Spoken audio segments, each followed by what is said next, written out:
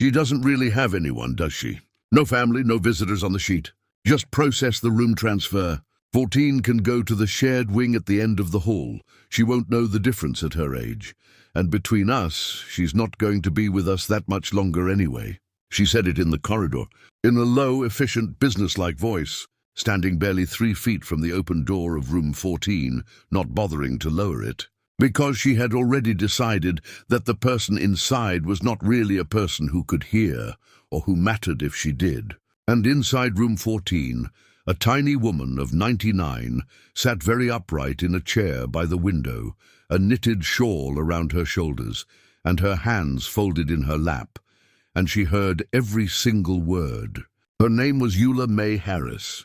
She had spent 45 years of her life standing in front of children, teaching them that they mattered, that every one of them mattered, and now at the very end of that life, a stranger was standing in her doorway explaining to somebody else that she did not. Have you ever given a lifetime of quiet good to people who never even learned your name, and then wondered, when you got old, whether any of it had counted for anything at all? Have you ever felt yourself slowly turning invisible with age, watched the world begin to look straight through you and file you away while you were still sitting right there?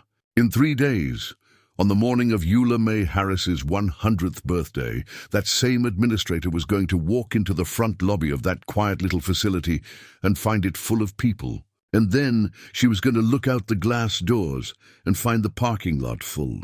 And then the street. A line of people stretching down the block and around the corner and out of sight, hundreds of them, in judges' robes and doctors' coats and firefighters' uniforms and work clothes and their very best Sunday suits.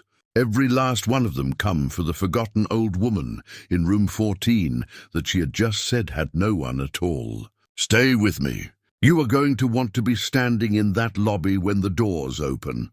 Her name was Eula Mae Harris, and in 3 days she would be 100 years old.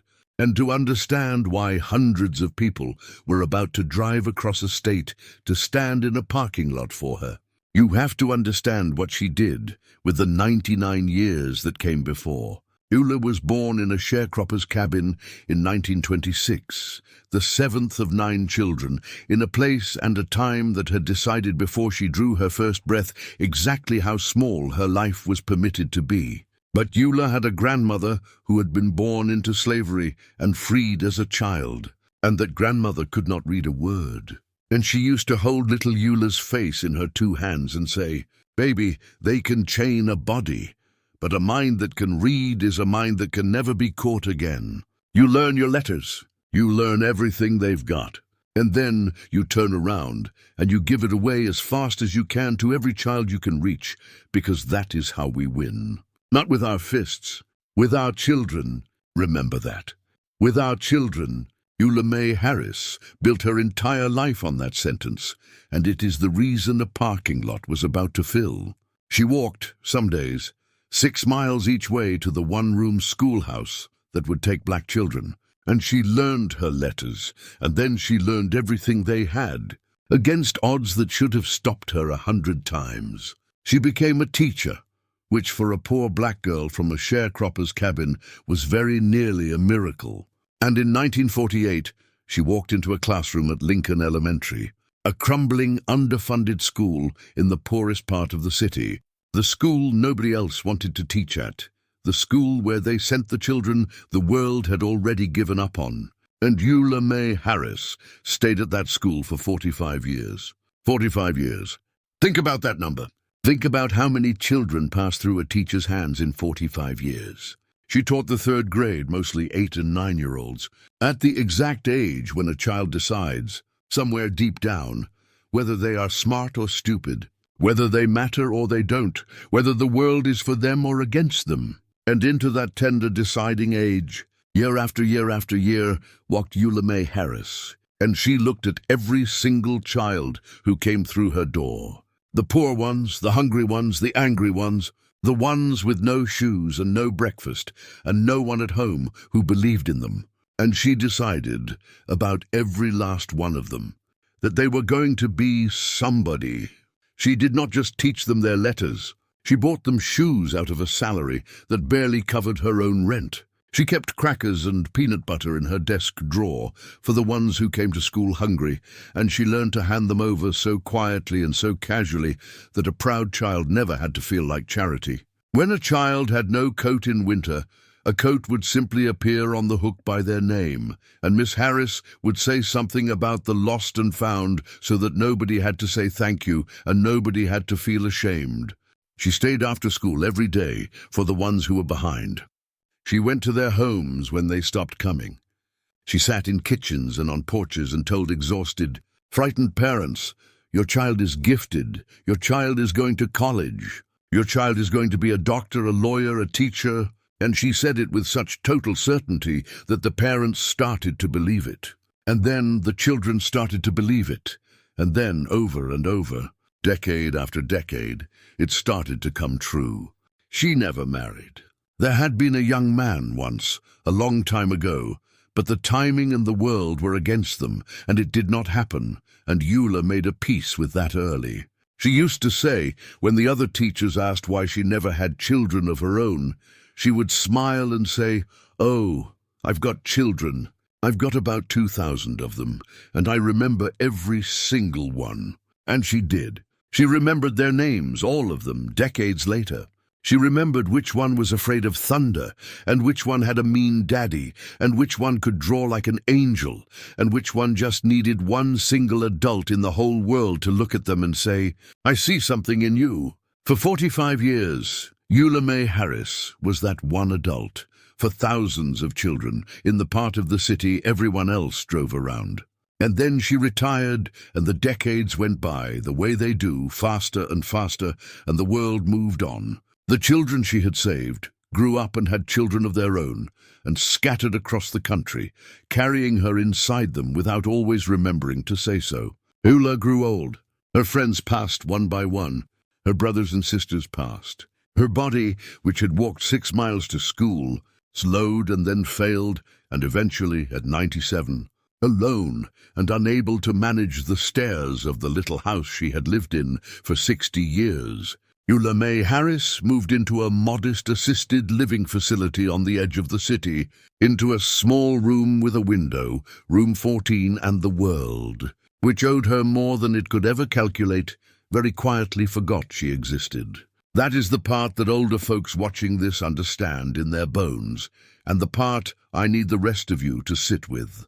Because it is one thing to be wronged loudly, dramatically, in a way that makes the news. It is another thing, a quieter and in some ways crueler thing, to simply be forgotten, to have given everything, and then to sit by a window in a small room, day after day, while the world you poured yourself into rushes past outside, and to wonder, in the long afternoons, whether you imagined your own importance, whether any of it was real, whether anyone out there remembers your name.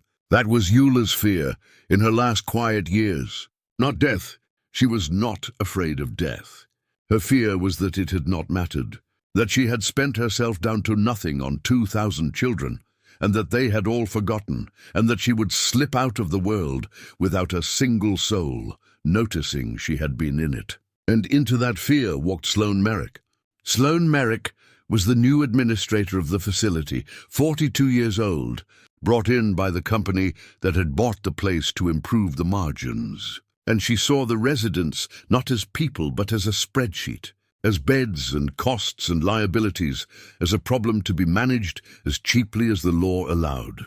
She was not a cartoon villain. She was something more common and more chilling than that.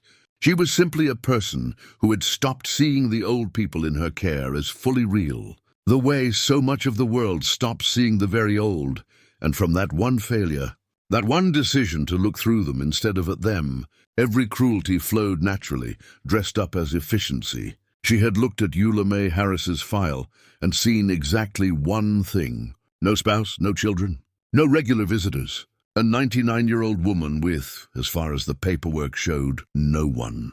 And so Sloan Merrick did the math that people like her always do, and she decided that Eula was the easiest kind of resident to move to the worse room, to give the cheaper care, to spend the least on. Because who, after all, was going to complain? And she stood in the hallway outside room 14 and said so out loud, and the old woman inside heard her say it. And here is the moment I think about the most, not the parking lot. The parking lot is coming, and it is everything you are hoping for. This one first, because that night, after she heard herself described as a woman with no one who would not know the difference and would not be around much longer, Eula Mae Harris did not rage, and she did not weep where anyone could see. She waited until the hall was quiet, and then she reached with trembling hands into the drawer of her nightstand and took out the one thing she had insisted on bringing with her from the little house, the thing she could not leave behind. It was an old shoebox, soft at the corners, and it was full, absolutely full of letters. Letters from students. 50 years of them. Thank you, Miss Harris. I made it, Miss Harris. I named my daughter after you, Miss Harris. I became a teacher because of you. I think about you every day. And Eula sat up in her bed at 99 years old, in a room a stranger wanted to take from her, and she read them one by one, in the lamplight, her old hands shaking. And she was not crying because she was sad. She was crying because she was trying so hard, in the face of that woman's voice in the hallway, to remember that once, a long time ago, she had mattered to somebody. She read those letters like a woman holding her own hands over a candle in the wind, trying to keep the small flame of her own worth from going out. That is the loneliest thing I know how to describe.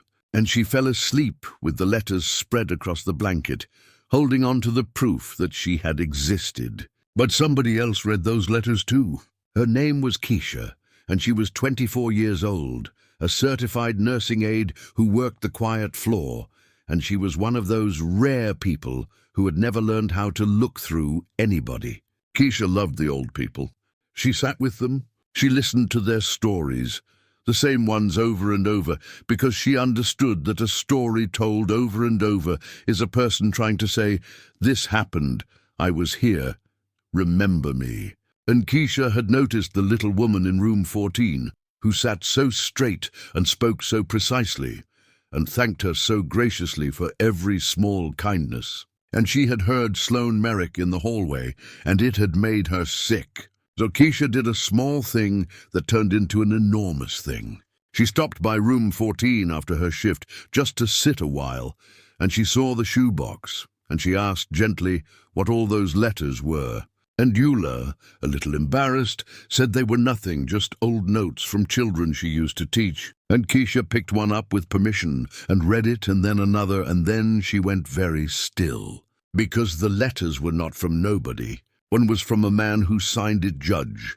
One was from a woman who signed it chief of surgery. One was from a man who had become a state senator, and one from a woman who had become a school principal, and one, in a child's careful hand from 1961, from a little boy who wrote that Miss Harris was the only person who had ever told him he was smart, and that he was going to remember it for the rest of his life. And on, 50 years of them, a whole hidden constellation of lives, and at the center of every one of them, one small woman in a chair by a window that the administration had decided to move to a cheaper room. Keisha sat on the edge of that bed, and she understood all at once that she was in the presence of someone the world had simply lost track of. And she asked carefully, "Miss Harris, when is your birthday?" And Eula said, "Oh, it's Saturday, actually. I'll be 100. She said it with a small, brave, dismissive wave, the wave of a person who has already been told there will be no fuss. Sloane Merrick had already informed the staff that there was no budget and no family and therefore no party, just a cupcake at lunch if someone remembered. 100 years old, and a cupcake if someone remembered. Keisha went home that night, and she could not sleep, and around midnight she got up and she started to type. She took photographs of a few of the letters, the ones with the names, and she found, through the school district and old alumni pages and the endless threads of the internet, a way to reach Lincoln Elementary's old students. And she wrote a message, and she sent it out into the world, and the message was simple. It said, "Do you remember Miss Eula Mae Harris, 3rd grade, Lincoln Elementary? She's turning 100 years old this Saturday. She is in a nursing home. They have told her that she has no one and that no one is coming. I think they are wrong. If she ever mattered to you, come. Come Saturday. Let's show her." And then Keisha, exhausted, hit send and went to sleep and had no idea what she had just started. Because the message did not just travel. It detonated. It went from one former student to another, across the city, and then across the state, and then across the country, forwarded and shared and cried over in 1,000 kitchens. And everywhere it landed, it did the same thing. It reached down through the decades and grabbed a grown adult by the heart and reminded them of a small woman with crackers in her desk drawer who had looked at them when they were 8 years old and hungry and hopeless and told them they were going to be somebody. Judges remembered. Surgeons remembered. Truck drivers and grandmothers and pastors and mechanics remembered. And one by one, and then by the dozen, and then by the 100, they made a decision. They cleared their Saturday. They got in their cars. They came. Saturday morning came, and it began at the facility like any other quiet, forgettable day. Sloane Merrick arrived at 8, and the parking lot was empty, and she felt the particular satisfaction of a well-managed morning. Down the hall, Keisha had gotten Eula up early and helped her into her best dress, the soft blue one, and had done her hair, and had told her only that there might be a visitor or two, so that if no one came, the fall would not be so far. Eula sat in her chair by the window in her blue dress, 100 years old, her hands folded, braced, the way the old learned to brace for disappointment. And then, at a few minutes before 10, the first car pulled into the lot. And then another, and then 5 more, and then the road out front filled, and the cars kept coming.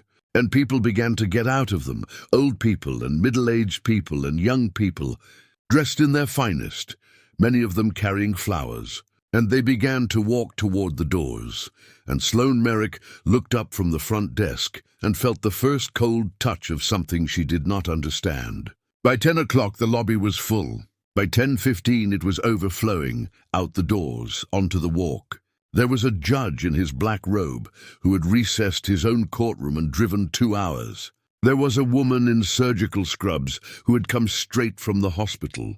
There was a fire captain in his dress uniform, and a college professor, and a woman who ran a bakery, and a man who fixed air conditioners, and a great-grandmother in a wheelchair who had been in Miss Harris's very first class in 1948 and had made her family drive her 300 miles. And behind them more, hundreds of people, a line down the block and around the corner, every single one of them a child that Eula Mae Harris had once looked at and refused to give up on. Sloane Merrick stood in the middle of her efficient little lobby, drowning in people, and she stopped one of them, a distinguished man in an expensive coat, and she asked, with a kind of panic, "What is happening? Who are all of you here for?" And the man looked at her, this man who turned out to be the chief of surgery at the largest hospital in the state, and he said simply, "We're here for Miss Harris. Room 14. He looked around at the sea of faces. "Every person you see standing here is alive or free or educated or employed, or simply still trying because of that woman. I've saved 1,100 lives with these hands. She's the reason I have hands worth anything at all." He held Sloane Merrick's eyes. "Now, where is she? Where is our teacher?" And Keisha, weeping, opened the door of room 14, and she wheeled Eula Mae Harris out into the hallway and down toward the lobby. And the old woman in the soft blue dress rounded the corner, 100 years old, expecting a cupcake and an empty room, and she saw them. She saw hundreds of them. She saw a lobby and a parking lot and a street full of her children. Her 2,000 children, grown and grey-haired and successful and ordinary and beautiful, all of them on their feet, all of them turned toward her. And when they saw her come around that corner, that enormous crowd of people did something Eula Mae Harris was not remotely prepared for. They began to applaud. And then the judge, the one in the black robe, called out over the noise, in a voice that cracked, "We remember you, Miss Harris." And someone else called, "Thank you, Miss Harris." And then they were all saying it, 100 voices, 200. Thank you, Miss Harris, we remember. Thank you." And the flowers were coming, and the old woman in the blue dress put both of her trembling hands over her mouth. And she wept, and this time she was not trying to keep a small flame from going out, because the whole world had just burst into light around her. She had been so afraid that it had not mattered. And here, come to answer that fear in person, was the proof, filling a building, spilling into a street. It had mattered. It had mattered more than she could ever have dared to imagine.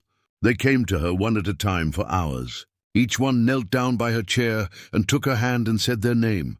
And the miracle, the thing that broke every person in that room, was that she remembered them. "Robert," she said to the 68-year-old judge, "you sat in the second row and you were afraid of thunderstorms." "Angela," she said, to the chief of surgery, "your mother worked 2 jobs and you did your homework by the streetlight." She remembered.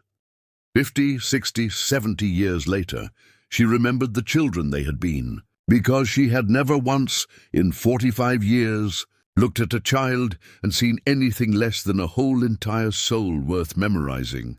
The consequences arrived in the order such things do. Somebody, of course, had been filming, and the video of a 100-year-old teacher rounding a corner expecting no one and finding 1,000 of her students on their feet was on the internet by that afternoon. And it was watched, within a week, by tens of millions of people all over the world, because it reached into a fear that every single human being carries, the fear of being forgotten, and it answered that fear with something close to grace. As for Sloane Merrick, she was not fired that day, though she might have preferred it. Instead, she had to stand against the wall of her own lobby for 4 hours and watch and understand. It happened that the chief of surgery, the man who had confronted her, sat on the board of the company that owned the facility, and what he saw that day, and what he learned about how the woman in room 14 had been spoken of and treated, resulted in changes that reached a great deal further than one administrator. But the deeper punishment, the real one, was simply that Sloane Merrick had to spend 4 hours watching a woman she had written off as nobody be revealed, in front of her, as one of the most quietly important people the state had ever produced, and to sit with the knowledge that she had looked straight at greatness and seen a line item. That is a thing a person has to carry. Eula Mae Harris did not spend her 100th birthday being moved to a cheaper room. She spent it being crowned. The city, once the video spread, could not do enough. The old crumbling Lincoln Elementary, long since rebuilt, was renamed that year. It is called the Eula Mae Harris Elementary School now, and her portrait hangs in the front hall. A young woman in 1948 with her whole impossible life ahead of her, so that every 8-year-old who walks through those doors walks past the face of the woman who spent 45 years deciding children exactly like them were going to be somebody. She lived 2 more years, and she was never forgotten again. Her room filled with visitors and flowers and photographs. Keisha came on her days off. The judge came every month. And when Eula Mae Harris finally passed at 102, the church could not hold the funeral because too many people came, and they had to move it to a hall, and even that was full. And person after person stood up and said the same thing in different words. She saw me. When no one else did, she saw me. Here's what stays with me about this one. Eula Mae Harris spent the last quiet years of her life afraid that her worth had evaporated, that a life poured out for others had left nothing behind, that she was, as the administrator said, a woman with no one. And the truth was the exact and total opposite. She was one of the least alone people who had ever lived. Her worth was not gone. It was walking around inside 2,000 grown adults, in operating rooms and courtrooms and classrooms and fire stations, waiting all that time for somebody to knock on a door and say, "Come, she needs you now." The proof of her life was enormous and everywhere. It had simply, for a little while, forgotten to come and stand in front of her. And that is the quiet terror of getting old. And it is why I made this one especially for those of you who felt it in your chest before I ever explained it. The world will try to look through you. It will mistake the slowness of your body for the smallness of your life. It will read no visitors on a sheet and decide it knows the whole story. And it will be wrong as it is possible to be, because a life is not measured by who comes to sit with you at the end. It is measured by how many people are out there, right now, living better because you were here. Most of them will forget to tell you. That does not make it less true. In the end, I made Eula and Keisha up, but I did not invent the teachers. There were and are thousands of Eula Mae Harrises, women who walked into the poorest schools in this country for 45 years and bought the shoes and hid the crackers and refused, absolutely refused, to give up on a single child, and then grew old and sat by windows in small rooms while the world they saved rushed past outside. Some of you are raising your hand right now because you had a Miss Harris. And some of you, and this is the one that matters, some of you are a Miss Harris, older now, quieter now, wondering in the long afternoons whether any of it counted. So let me ask you honestly, who is your Miss Harris, the one person who looked at you when you were small and decided you were somebody? And did you ever go back and tell them while there was still time that it worked, that you made it, that you remember? And if you are the one sitting by the window today, wondering whether your life added up to anything, will you let a stranger tell you what your students could not always find the words for? It counted. It counted more than you will ever know. Tell me below about the teacher who saw you. I read every single one. And if this story moved you, share it with someone who spent their life on other people, and go today and knock on their door before the parking lot has to fill without them in it.